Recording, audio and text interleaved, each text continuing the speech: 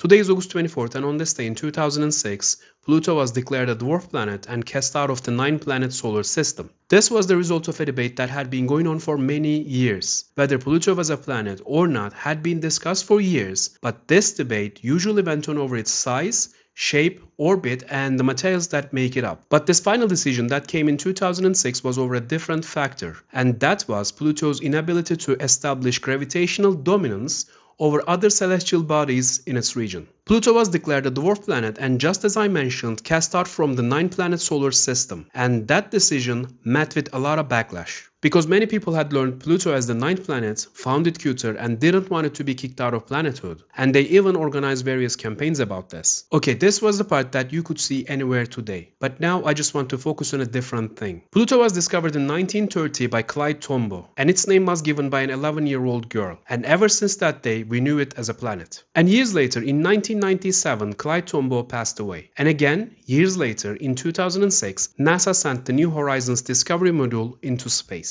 At some point, New Horizons was going to advance very close to Pluto, and as a gesture to Clyde Tombaugh, it would take his ashes with it. The launch took place in January 2006, and months later, in August 2006, Pluto was stripped of its planetary status and announced as a dwarf planet. But for New Horizons to reach Pluto, it took years. New Horizons reached Pluto in July 2015. In July 2015, it passed within about 12,500 kilometers of it.